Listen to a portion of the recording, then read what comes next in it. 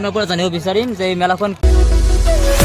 নমস্কাৰ, মই ৰেকিব আমাৰ চেনেলৰ অন্য এটা গুৰুত্বপূৰ্ণ ভিডিঅ'লৈ আপোনালোকক স্বাগতম জনাইছোঁ। Hello' this is Rekib here and welcome to my YouTube channel.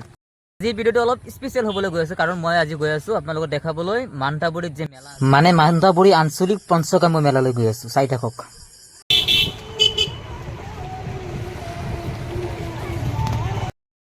আহি পালোঁ আমি মেলা, মোৰ পিছপিনে দেখি আছে ইমান মানুহৰ ভিৰ। এবাৰ দেখাই দিছোঁ মেলা চাওক, কিয় হৈছে মান্তাবুৰী আঞ্চলিক গ্ৰাম্য মেলা দিনাংক 22 জেঠ।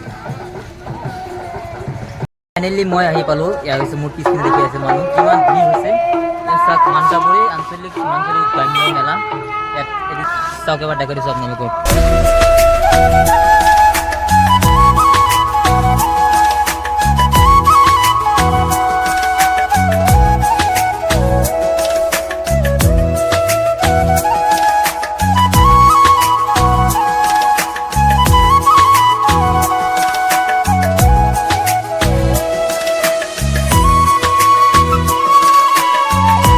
মেলাখনত বিশেষকৈ সৰু ল'ৰা ছোৱালীবোৰ যিমান গাড়ী আছে, গাড়ী আৰম্ভ কৰি একদম বেগ চেগ ছানগ্লাছ পৰা আৰম্ভ কৰি চব প্ৰকাৰৰ দোকানে আহিছিলে। খুব ভাল লাগে।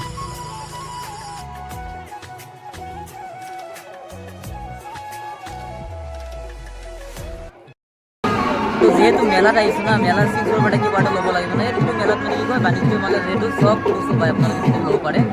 ময়ো চিংচৰ পৰা টি চাৰ্ট ইয়াৰ পৰা দাদাৰ পৰা দোকানৰ পৰা ক্ৰয় কৰিলোঁ টি চাৰ্ট। দাদা কিমান আছে দাদা? 100 টাকা। আচ্ছা আচ্ছা, কম নহয়। আচ্ছা, আপোনালোকে বিভিন্ন ধৰণৰ টি চাৰ্ট লগোৱা আছে, হাফ পেণ্ট ইপিনে আছে টি চাৰ্ট।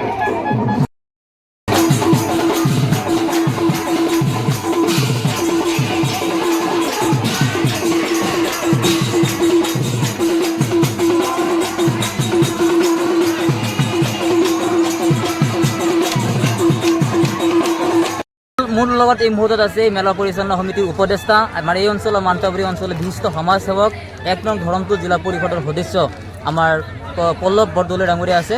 তো দাদা, মই আপোনাৰ পৰা জানিব বিচাৰিম যে এই মেলাখন কি উদ্দেশ্য আৰু কেইদিনীয়া কাৰ্যসূচীৰে পতা হৈছে? আমাৰ এতিয়া এদিনীয়া কাৰ্যসূচী আহে। পৰম্পৰাগতভাৱে আমি আজি বহুদিনৰ পৰা এই মেলা কাৰ্যসূচীবিলাক চলি আছে, আৰু আজি এই শুভ দিনটোত আমাৰ প্ৰতি বছৰ জেঠ 22 তাৰিখে এইটো মান্তাবুৰী আঞ্চলিক পঞ্চগ্ৰাম্য মেলা বুলি কয়, যিটো আমি এই অঞ্চলৰ 5খন খেলে লগ লাগি আৰু 5খন গাঁৱে লগ লাগি এই মেলাভাগ, এই গোসাঁই উলিওৱা মেলাভাগ আমি পৰম্পৰাগতভাৱে কিছুদিনৰ পৰা বা বহু বছৰ আগৰ পৰা আমি অনুষ্ঠিত কৰি আছিলোঁ। আৰু আজি এই জেঠ 22 তাৰিখ, প্ৰতি বছৰ জেঠ 22 তাৰিখ, আৰু আজি শুভ দিনটোতে আনুষ্ঠানিকভাৱে আমাৰ প্ৰতি 5খন গাঁৱৰ ৰাইজে গোসাঁই উলিওৱাৰ পৰা আৰম্ভ কৰি বহুত কষ্টৰ মাজেৰে আজি এই মেলাভাগটো নাম কীৰ্তনৰ জৰিয়তে আমি অনুষ্ঠিত কৰিছোঁ। আৰু ইতিমধ্যে আমি আমাৰ গোসাঁই পুনৰ আমাৰ যি নামঘৰ, এই নামঘৰলৈকে নিয়াৰ ব্যৱস্থা কৰা হৈছে। আৰু এইটো মান্তাবুৰী আঞ্চলিক পঞ্চগ্ৰাম্য মেলা বুলি কয়। আৰু এই মান্তাবুৰী আঞ্চলিক পঞ্চগ্ৰাম্য মেলাটো পৰম্পৰাগতভাৱে আগৰ পৰাই, বহু বছৰ আগৰ পৰাই পৰিচালিত হৈ আছে আৰু অতীতলৈ চলি থাকিব। আমি যিখিনি দায়িত্বত আছোঁ, আমি দায়িত্বভাগ সময়মতে পালন কৰিছোঁ। তো দাদা, ৰাতি আৰু কিবা কাৰ্যসূচী আছে নেকি? আজি বিশেষ কাৰ্যসূচী আমাৰ ইয়াৰ ওচৰতে যি 2খন গাঁও আছে, 2খন গাঁৱে আমাৰ ৰাতি সাংস্কৃতিক অনুষ্ঠান পালন কৰিব। আমাৰ মেলা ফিল্ডতো এটা সাংস্কৃতিক অনুষ্ঠান হ'ব। ইয়াৰ আগত আৰু এখন গাঁও আছে, তাতো সাংস্কৃতিক অনুষ্ঠান হ'ব।